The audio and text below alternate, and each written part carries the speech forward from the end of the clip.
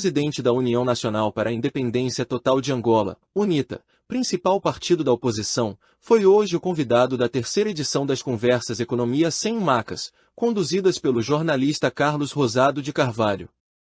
Durante o encontro, Adalberto Costa Júnior foi questionado sobre a possibilidade de uma revisão da Constituição e se já havia sido abordado nesse sentido.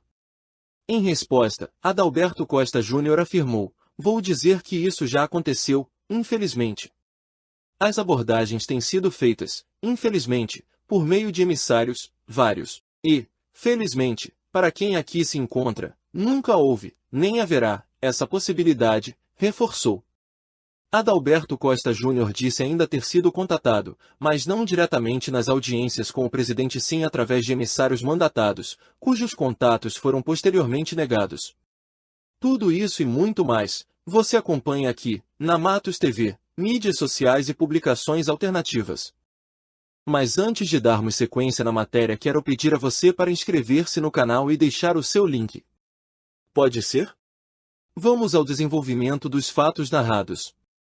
Eu já chamei a atenção de que não deveria ser essa abordagem para a construção de um futuro, mas, como todos sabem, esta é uma prática recorrente no nosso país, disse o dirigente da UNITA, apontando este tipo de abordagens, a compra de personalidade, os envelopes, disse Adalberto Costa Júnior. Insistiu que está para já indisponível para uma revisão da Constituição que não vai servir Angola, apontando a experiência passada em que uma mexida na Constituição levou à anulação de mandatos.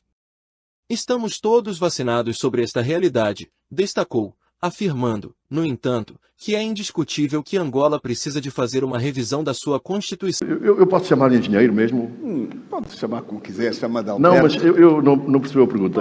É mesmo engenheiro? É que houve dúvidas sobre isso, não é? Nunca ouvi a falar sobre o assunto.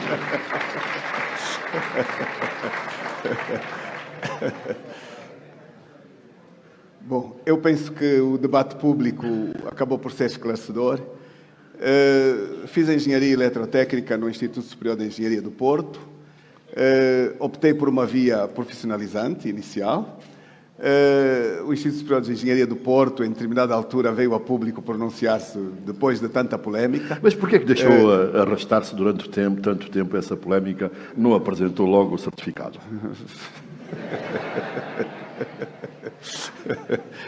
Bom, eu li o que estava por trás dessa prática e entendi que havia uma motivação que mudava com o tempo. Não é angolano, não é formado, não foi membro das Forças Armadas, não estudou, quer dizer, é um elemento que era permanentemente cíclico, adaptado a circunstâncias de limitação à participação política. E, portanto, entendi que não valia a pena pronunciar-me. Eu creio que o silêncio foi bem mais eficaz. O silêncio foi respondendo. É filho de uma escrava cabo-verdiana, não sei se já ouviu isso. Enfim, assaltos aos meus arquivos de identificação, tudo isto aconteceu, infelizmente. Foram feitos desaparecer os arquivos de identificação, veja isto. Foram as missões católicas, onde fui batizado, tentaram resgatar, fazer desaparecer os arquivos, a Igreja denunciou. Portanto, houve uma série de ações incompatíveis com o Estado de Direito e portanto, o meu silêncio, penso que foi a melhor forma de gerir essa situação. Muito bem, mas eu não vou chamar de engenheiro, vou chamar a Adalberto, somos mais ou menos da mesma idade e vamos nos tratar desta forma durante a conversa. É bom dizer que nós temos 3 dias de diferença. É verdade, temos 3 dias de diferença e, portanto, vou chamá-lo Adalberto. Adalberto, eu disse que isto não era sobre política, era sobre políticas. Mas eu vou começar pela política. Porque aquilo que propõe implica, nomeadamente, uma revisão constitucional. Portanto, as propostas que faz em matéria de independência do sistema judicial, nomeação dos juízes, privatizações, propriedade da terra, uma lei de capa que obriga a aumentar a oferta monetária numa determinada porcentagem, isto implica uma revisão da Constituição. Eu pergunto, imagino que eu sou o Presidente João Lourenço e venho falar consigo e digo: Adalberto, vamos mudar a Constituição, mas em troca dá-me um 3º mandato. Aceitaria? estamos a fazer um debate transparente, eu vou dizer que isso já aconteceu, infelizmente. As abordagens têm-se feito, infelizmente, com emissários vários, e felizmente, para quem aqui se encontra, nunca houve e não haverá disponibilidade para isso. Portanto, está-me a dizer que Que já fui contactado várias vezes. Mas não diretamente nas audiências que teve com o Presidente, não. Ou emissários mandatados, devidamente mandatados pelo Presidente? Mandatados e depois da minha chamada de atenção, negados. Porque eu já chamei a atenção de que não deveria ser essa abordagem para a construção de um futuro. Mas, como todos sabem, esta é uma prática recorrente no nosso país. As abordagens, a compra de personalidade, os envelopes, e infelizmente isto também aconteceu, na tentativa. Portanto, eu, enquanto Presidente da UNITA, estive e estarei indisponível a uma revisão da Constituição nesta fase. Estarei indisponível porque a revisão da Constituição não vai servir Angola. Todos sabem, em função da experiência passada, que uma mexida na Constituição já levou à anulação de mandatos. E estamos todos vacinados sobre esta realidade. Sendo uma necessidade, Angola precisa de fazer uma revisão da sua Constituição. É indiscutível. Mas, na nossa visão, nós vamos associar a proposta de revisão constitucional ao projeto da alternância. Significa, nós não vamos antecipar a revisão da Constituição às eleições. O cidadão amanhã, quando for votar, vai ter consciência que vai votar para uma alternância e vai votar para uma nova Angola, em que o status quo de hoje está com uma ruptura devidamente anunciada.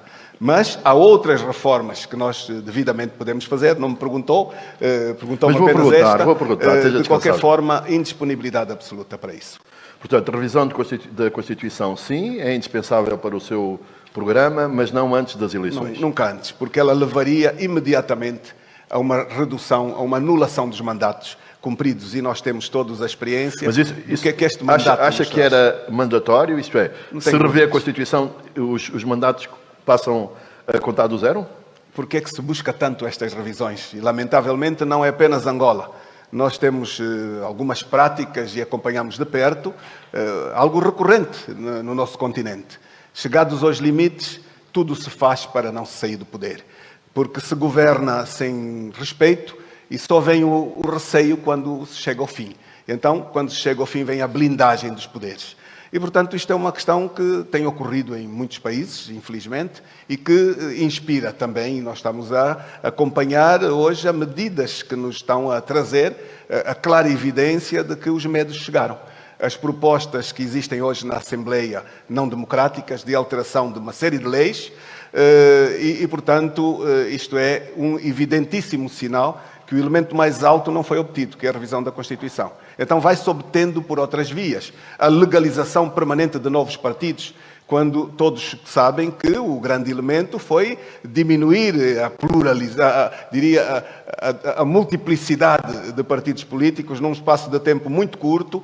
Nós hoje temos pelo menos 12 novos partidos e outros provavelmente se seguirão. Tudo isto está focado em limitar e oferecer dificuldades à alternância política. Para acabar este assunto da Constituição, pergunto, quais seriam os principais drivers da Constituição? Dê-me 3 alterações que faria imediatamente à Constituição.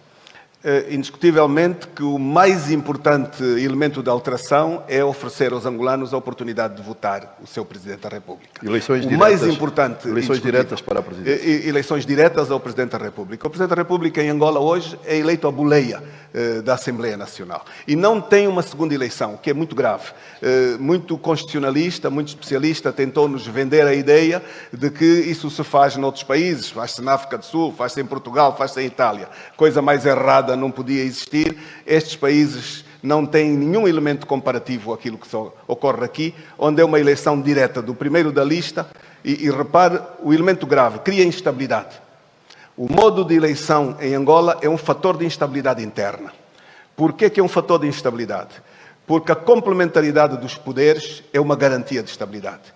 A independência do Poder Judicial ao Poder Executivo, ao Poder Legislativo, a complementaridade dos poderes entre si são um garante do funcionamento das instituições. Aqui, um só voto elege 2 órgãos de soberania.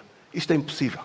Dois órgãos de soberania que deviam ser independentes e deviam ser complementares. É uma chamada de atenção que faço a quem tem capacidade de interpretar e para podermos, portanto, imediata reposição.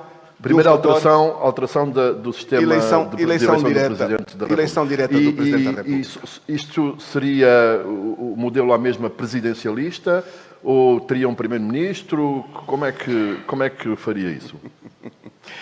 Eu tenho como exemplo que o excesso do presidencialismo é negativo, em absoluto. Portanto, quer ser eleito para reduzir os poderes do Presidente da República. Embora a UNITA apareça nas suas propostas publicamente constitucionais com o modelo do presidencialismo, é um presidencialismo que tem que ter os check and balances a funcionar. Porque, tal como caracterizei aqui bem, eu chamei inclusive um presidencialismo imperial. Temos que ter limitação de poderes ou não temos a condição de alcançar os nossos objetivos no seu todo. E, portanto, eu tenho inspiração muito particular. Eu, sendo Presidente da República, eu posso dizer que eu terei um Primeiro-Ministro. Posso lhe garantir. O político disse ainda que as propostas em debate na Assembleia Nacional de alteração de uma série de leis são não democráticas e que, pelo facto de ainda não ter conseguido rever a Constituição, o regime vai tentado por outras vias a manutenção do poder, por exemplo através da legalização permanente de novos partidos. Nós hoje temos, pelo menos, 12 novos partidos e outros, provavelmente, se seguirão. Tudo isto está focado em limitar e obter dificuldades a alto alcance político, frisou. Antes da conversa, o líder da UNITA fez uma longa apresentação de 1h30 da sua visão sobre Angola, apontando números e indicadores dando conta da fragilidade da economia, agravamento das condições sociais, elevados níveis de pobreza, problema crônico e agudo, do desemprego, censura na comunicação social. Em seguida, confira a íntegra da entrevista de Adalberto Costa Júnior, presidente da UNITA e convidado da terceira edição das Conversas Economia Sem Macas, conduzidas pelo jornalista Carlos Rosado de Carvalho. Gostou deste vídeo? Deixe o seu like ou comentário. E subscreve e adira ao canal, se ainda não o fez.